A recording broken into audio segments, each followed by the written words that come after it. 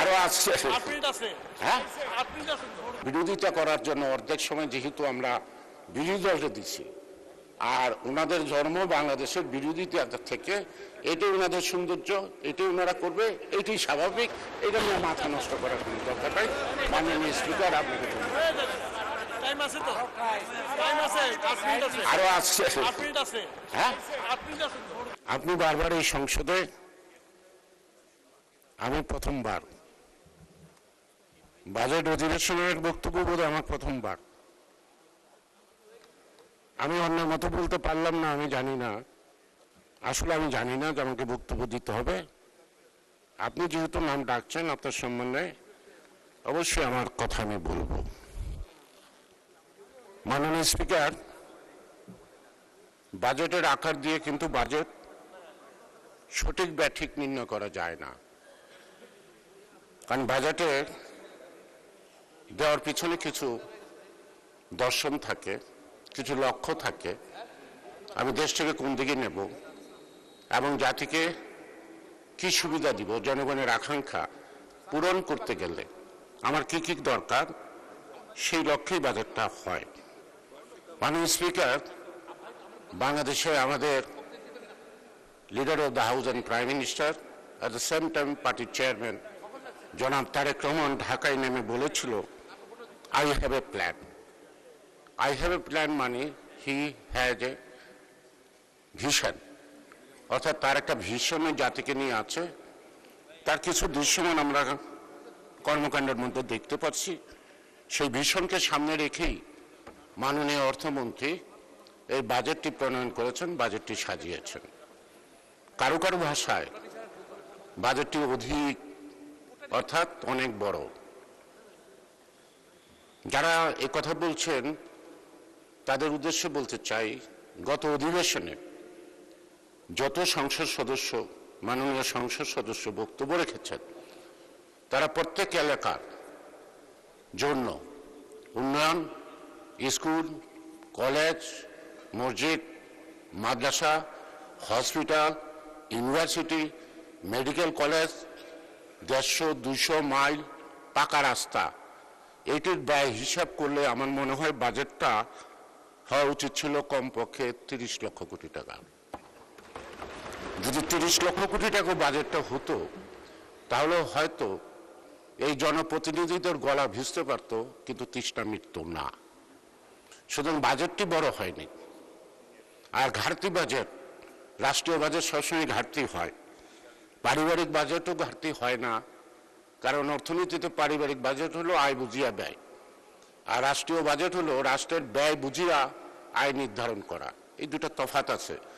বর্তমানে যে আর্থসামাজিক অবস্থা, পারিবারিক বাজেটও মনে হয় আয় বুঝিয়া ব্যয় করা সম্ভব হয় না। কখনো দুর্যোগ, কখনো অসুস্থতা, কখনো দুর্ঘটনার কারণে পরিবারের যে আয় থাকে সেই আয়টা সংকুলন হয় না, তাকেও আশেপাশের মানুষের থেকে ধার দেনা করতে হয়। এবং বাড়ির স্ত্রী যখন একটা কাগজ দিয়ে দেয় বাজারে যেতে, সে নিয়ে যায়, দেখা যায় যত টাকা বাজারে খরচ হবে অত টাকা নাই।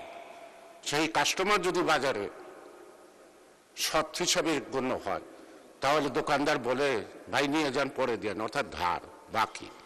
সুতরাং বাজেটে যে লক্ষ্যমাত্রা ধরা হয়েছে সেটা ঘাটতি বাজেট সবসময় হবে, কারণ রাষ্ট্রের বাজেট কখনো উদ্বৃত্ত রাখে না, হয় না। আমি যদি এই সংসদ, মহান এই সংসদে, পার্লামেন্টে যারা আমরা আজকে নির্বাচিত হয়ে আসছি, আমরা যারা যারা নির্বাচন করছি, আমার মনে হয় 80% জনই কিন্তু নির্বাচনের সময় ঘাটতি বাজেট নিয়ে নির্বাচনে নামছে। কেউ কেউ বন্ধু বান্ধবের থেকে হাওলাত করে জামানতের টাকা জমা দিচ্ছে, কেউ কেউ আমরা দলীয় ফর্ম কিন্তু কারো থেকে ধার করছি, কিন্তু শেষ পর্যন্ত নির্বাচন করছি। আবার নির্বাচনের পরে অনেক বন্ধুর এটা গাড়ির টাকা উদ্বৃত্ত হয়ে গেছে। এই ঘাটতি বাজেটে কিন্তু নির্বাচন করে এসে এই ঘাটতি বাজেটকে পূরণ করাটা হলো আন্তরিকতা এবং সাহসিকতার ব্যাপার। শহীদ রাষ্ট্রপতি জিয়া রহমান 1971 সালের 25শে কালোরাত্রিতে গণহত্যার প্রতিবাদে হালি শহরে দাঁড়িয়ে সেদিন তিনি হুঙ্কার দিয়ে বলেছিলেন, I revolt against Pakistan soldier army. তার পাশে অনুসারীরা বলেছিল নো স্যার উই রিভোল্ট। আজকে আমাদের প্রধানমন্ত্রী তিনি যেমন বলছেন আই হ্যাভ এ প্ল্যান, আমরা যদি ওন করে বলি yes we have a plan, তাহলে এই ঘাটতি নয়, এই বাজেট পূরণ করা সম্ভব। বাজেটের অন্তরায় আছে অনেক। আজকে বাজেট আমরা নির্ধারিত করছি আলোচনায়, আমরা 20 ঘন্টা বলবো আর আমাদের বিপক্ষে যারা আছেন তারা 20 ঘন্টা বলবেন। দেখেন এখানে কিন্তু সাংখ্যিক পাতে কিন্তু আমরা বৈষম্যের শিকার হয়েছি, তারপরে মেনে নিচ্ছি। বলেন যত পারেন বলেন, কারণ এই বলাতে কিছু আমার মনে হয় অসুন্দর না। বলুক, জনগণ ডিসাইড করবে। মাননীয় স্পিকার, আপনিও শুনছেন, আমরাও শুনি একটা গান যে আকাশকে এত সুন্দর লাগতো যদি কিছু কিছু মেঘ নাই থাকতো। এই বাজেট আলোচনায় যদি কিছু সমালোচনা নাই থাকে, তাহলে বাজেটের যে গুরুত্ব আছে এইটি বা মানুষ বুঝবে কি করে? সে কারণেই বলছি বাজেটের কিছু অন্তরায় আছে, বাজেটটাকে ফলপ্রসূ করার ক্ষেত্রে কিছু অন্তর আছে। সেটা দীর্ঘদিনের যে ফ্যাসিস্ট সরকারের আমলে আমরা যা অর্জন করেছি, প্রশাসন থেকে আরম্ভ করে সব কিছু মিলে, তাদের যেহেতু বাজেটটাকে আমাদেরকে বাস্তবায়িত করতে হবে, আমাদের সেই স্বভাবের পরিবর্তন করতে হবে। দুর্নীতিকে নো করলে চলবে না। দুর্নীতিকে আমরা বলছি 0%। দুর্নীতিকে যদি আমরা মিনিমাম টলারেন্স আনতে পারি, তারপরেও বাজেট পরিপূর্ণভাবে বাস্তবায়ন সম্ভব হবে। কারণ যারা এই রাজস্ব আদায় করবে, একটা শ্লোক আছে যে আল্লাহরে কি দিবা মানো, আমার কি দিবা আনো। অর্থাৎ যারা এই ট্যাক্স আদায় করে তারা সরকারের রাজস্ব চেয়ে বেশি ইন্টারেস্ট শো করে তাদের নিজস্ব পকেট ভরার জন্য। এই অভ্যাসে যদি পরিবর্তন করা যায়, মাননীয় অর্থমন্ত্রী যদি এই ব্যাপারে তার কোনো কৌশলগত দিক উপস্থাপন করতে পারেন, অর্থাৎ দুর্নীতিকে যদি আপনি হ্রাসমান করতে পারেন, তাহলে এই বাজেট খুব সফলভাবে সম্পন্ন হবে।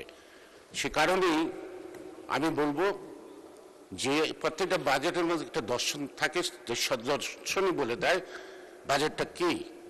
অর্থাৎ এই যে প্রাইম মিনিস্টার বলছে যে আই হ্যাভ এ প্ল্যান, আমি বলি এটা হলো হি হ্যাজ এ ভিশন।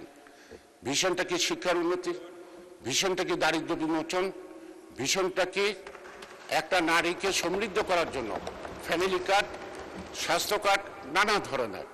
এটা মাইক্রো ইকোনমি, এটা ভালো ব্যাখ্যা দিচ্ছে ফজল হক মিলন মাননীয় সংসদ সদস্য। এটার একটা এফেক্ট হবে। আমাদের দেশের এনজিওরা সময় আন্দোলনটাকে শেষ করে দিচ্ছে। এই এনজিওরা ক্ষুদ্র ক্ষুদ্র ঋণ দেয়, তাদের সুদের হার দাঁড়ায় 33% থেকে 42%, অথচ ব্যাংকের সুদের হার 17% হয় না। কিন্তু আজকে এই যে 14,500 কোটি টাকা যে লক্ষ্যমাত্রা ধরা হয়েছে ফ্যামিলি কার্ড এন্ড অন্যান্য বিষয়ে, এই টাকাটা যখন জনগণের হাতে পৌঁছবে, এই মহিলাদের হাতে বা যাদের হাতে পৌঁছবে, তখন এটা কি হবে, মানিটা সার্কুলেশন বাড়বে, কোয়ান্টিটি যে থিওরি অফ মানি, তখন এই 14,000 কোটি টাকা দাঁড়াবে 2-3 মাসের মধ্যে 1 লক্ষ কোটি টাকা। অর্থাৎ মানি যত হাত বদলাবে, মানি তত শক্তিশালী হয়। আইডল মানির কোনো দাম নাই। মানি যত সার্কুলেশন বাড়াতে পারবেন তত এটা দাম বাড়বে। সেই কারণে প্রান্তিক জনগোষ্ঠীর অর্থনৈতিক অবস্থা ভালো হবে। কারণ এটা ফেরত দিতে হবে না, এটা সুদ দিতে হবে না। সঙ্গত কারণেই অর্থনীতিতে একটা পজিটিভ আমরা রোল দেখব। যেমন মাননীয় স্পিকার, অনেক জিনিসের দাম কমানো হয়েছে, অনেক জিনিসের দাম বাড়ানো হয়েছে। একটা জিনিসের দাম আমার কাছে কেমন যেন মনে হয়, একটা রিক্সাওয়ালা বলতেছিল যে স্যার, আমরা অনেকক্ষণ পরিশ্রম করে মাঝে মাঝে একটা বিড়ি টানি, একজন দুজনে, এই বিড়ির উপর ট্যাক্সটা আপনারা কম রাখলে কি ক্ষতি হয়ে যেত? মাননীয় অর্থমন্ত্রীকে বলবো, এই গরিব কৃষকরা জমি রাইলে বসে বিড়ি খায়, এইটার দিকে আমার মনে হয় আপনার একটু নজর দেওয়ার দরকার। কারণ যারা বিড়ি খায়, যারা টোবাকো চাষ করে, তো ওইটা তো একটা অর্থনীতির আপনার পাচ্ছেন, সুযোগ পাচ্ছেন। তো মাননীয় স্পিকার, আমি আমার নিজের এলাকার কথা কি বলবো। আমার ঢাকা 3, আমার উপজেলা নাই, উপজেলা গেছে আরেক জায়গায়। মাননীয় সদস্য, আপনাকে আরো 8 মিনিট সময় দেওয়া হয়েছে, 8 মিনিটে শেষ করবেন। মাননীয় স্পিকার, আপনার এই কৃপা আমি মনে রাখবো। আমি এখানে দাঁড়িয়ে বক্তব্য দিচ্ছি, এটা একটা কেরানীগঞ্জ সিএস রেকর্ড বলে।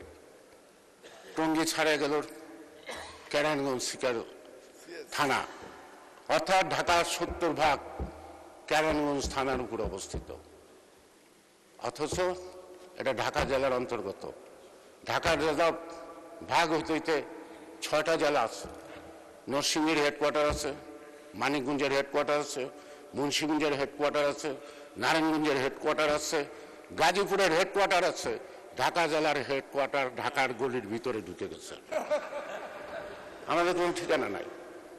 যদিও একটা জেলার যে প্রিভিলেজ থাকে, শিল্পকলা একাডেমি করবেন, আপনি স্টেডিয়াম বানাবেন, আপনি হসপিটাল বানাবেন, আপনি ইউনিভার্সিটি বানাবেন, আমার ঢাকা জেলা তো ঢাকা শহরের গলির ভিতরে।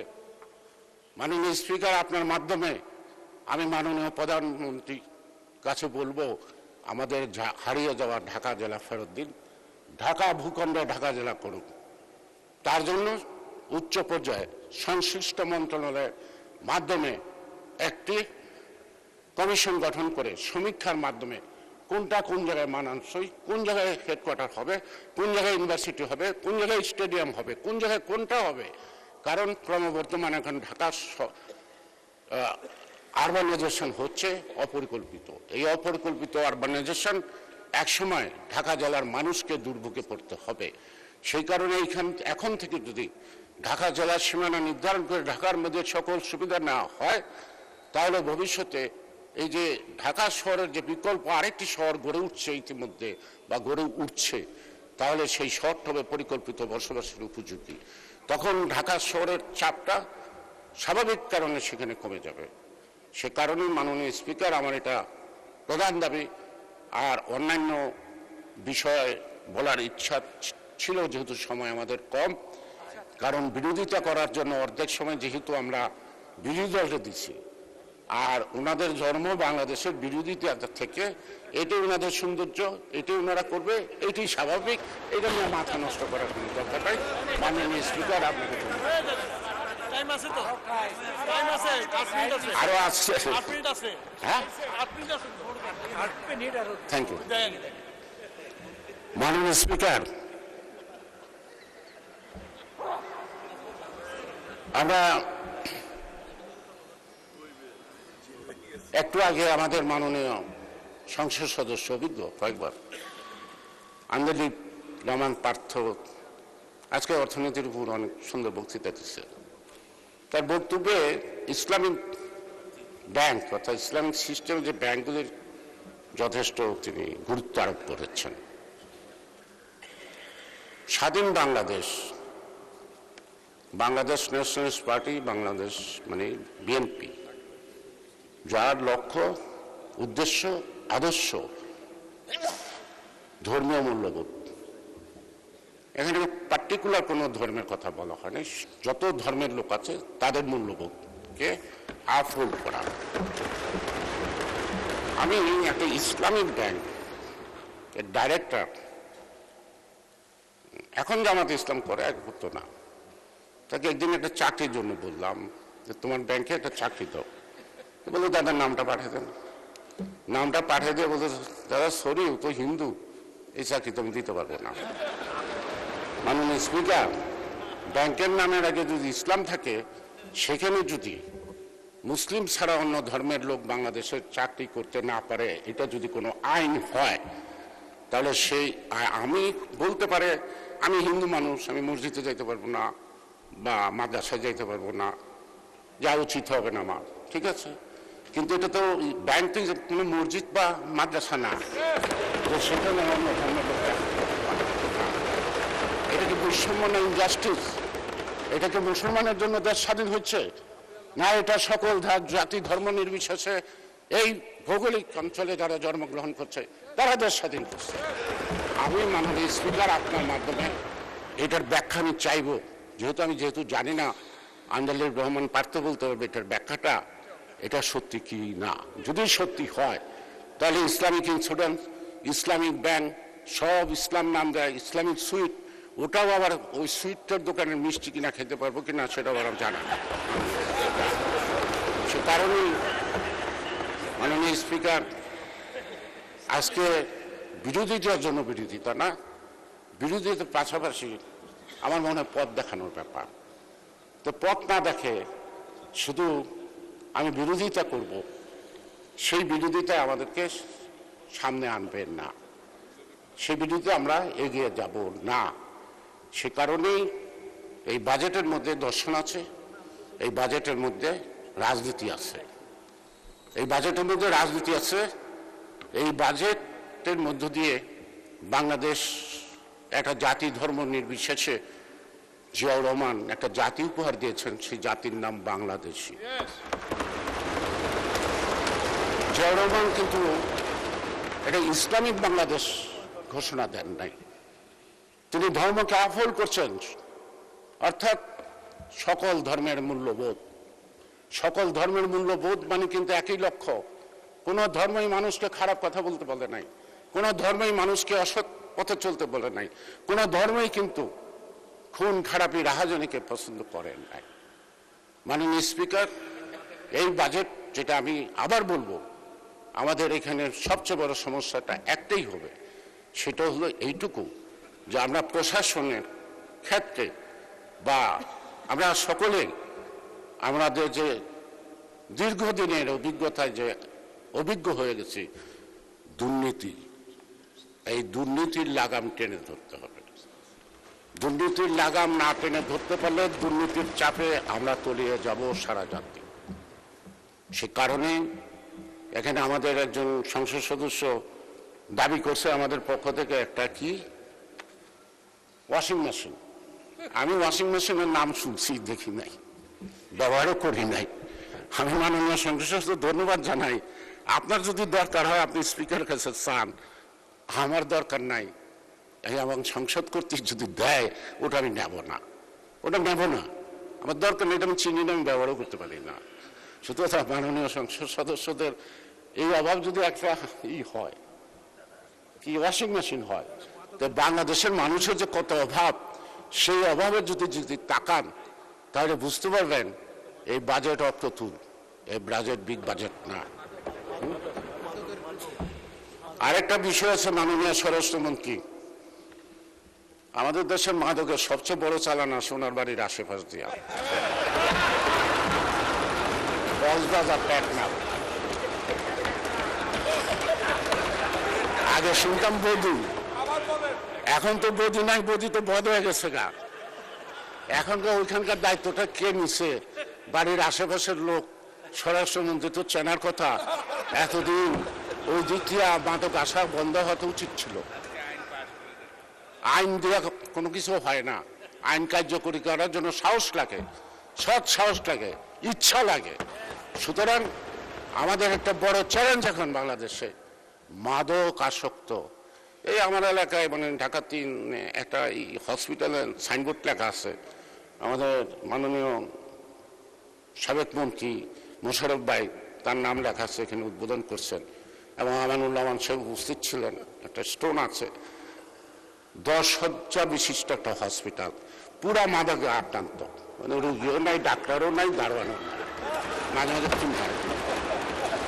একটা নির্বাচনী এলাকার মধ্যে 10 শয্যা বিশিষ্ট একটা হসপিটাল আছে। কি গর্ব আমাদের, কি অহংকার, আমরা কত আগাছি, কত কিছু করে ফেলেছি দেশের জন্য। যেখানে আদমশুমারি অনুযায়ী লোক সংখ্যা হল 6 লক্ষ, 6.5 লক্ষ, কিন্তু বেসরকারিভাবে 15 লক্ষ লোকের উপরে বসবাস একটি আসনে, ঢাকা 3-এ। সেখানে একটা হসপিটাল আছে, তার মধ্যে মাদক আসক্ত। তা মাননীয় স্পিকার, আমার মনে আমার সব কথার মধ্যে সব দাবি হয়ে গেছে। এখন আমরা সাহসিকতার সাথে আমাদেরকে এগোতে হবে। দেশ স্বাধীন করতে যখন বিরোধিতার মধ্যে পড়ছিলাম, আপনিও পড়ছিলেন, সকল বিরোধিতাকে কাটিয়ে যখন দেশটা স্বাধীন করতে পারছি, আজকে বহুদিন পরে এই অর্জিত গণতান্ত্রিক সরকার এবং গণতান্ত্রিক এই পার্লামেন্ট আমার মনে হয় সকল বাধা বিপত্তিকে অতিক্রম করে মোকাবেলা করে আমরা আমাদের লক্ষ্যে পৌঁছতে সক্ষম। মাননীয় স্পিকার, আপনাকে ধন্যবাদ। যদি বাকি সময় থাকে এটা অনেকে দেন তারা দেন। ধন্যবাদ মাননীয় সদস্য। পরবর্তী বক্তা মাননীয়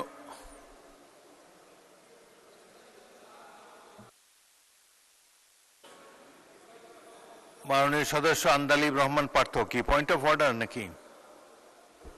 আমি বলতে চাচ্ছিলাম মাননীয় স্পিকার, উনি একটা সেনসিটিভ ব্যাপার উঠিয়েছে। আমি 2টা মিনিট সময় নেব, আমি একটু ক্লিয়ার করে দেবো মাননীয় স্পিকার, যেহেতু আমার নাম রেফার করেছেন, এটা সবার জন্য।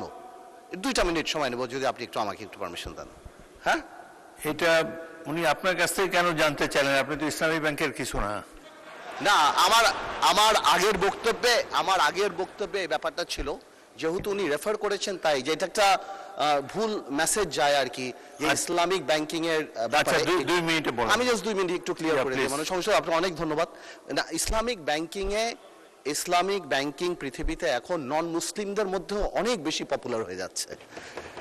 এটা আপনারা জানেন, আমরা সবাই জানি। তো সুতরাং এরকম কোনো এমবার্গো আমাদের নেই, কিন্তু কোন ইসলামিক ব্যাংকের বোর্ড যদি ওরকম ধরে তাদের নিজস্ব পলিসি করে, সেটা সম্পর্কে আমার আইডিয়া নেই। বাট আমার ধারণা যে কেউ চাকরি করতে পারে ইসলামী ব্যাংকে। তবে যেহেতু ইসলামী ব্যাংকের কথা ইসলামের একটা অংশ এবং রিবাকে হারাম করা হয়েছে কোরআনে, আই এম শিওর যারা বোর্ডে বসবে তারা ইসলামিক ভ্যালুটা আপহোল্ড করবে, এবং আমার ধারণা ওখানে মনে হয় না কোনো নন মুসলিমের স্থান ওখানে থাকবে, আমার ধারণা যেটা। কিন্তু চাকরি যে কেউ করতে পারে, এবং it is becoming extremely popular all over the world. আপনাকে ধন্যবাদ মাননীয় স্পিকার। আমি লক্ষ্য করেছি এই সংসদে অনেক অনুমান নির্ভর কথাবার্তা হয়। বাবু গয়েশ্বরচন্দ্র রায়, আপনাকে রেফার করার কোনো কিছুই না। আপনি ইসলামী ব্যাংকের কোনো কর্মকর্তা না, ইসলামী ব্যাংক সম্বন্ধে কোনো ধারণা নাই। এই ব্যাপারে ইসলামী ব্যাংকের গভর্নিং বডির কেউ যদি এখানে থাকে, উনি দাঁড়িয়ে হয়তো বলতে পারতেন, যার এই ব্যাংক পরিচালনা সম্পর্কে যার অভিজ্ঞতা আছে। আর যে বিষয়টা অত্যন্ত সেন্সিটিভ, এটা কমিউনাল ইস্যু এখানে রেজ করা হয়েছে। মাননীয় সদস্য শাহজাহান চৌধুরী, কিসের উপরে বলবেন আপনি? মাননীয় স্পিকার, আপনাকে অসংখ্য ধন্যবাদ।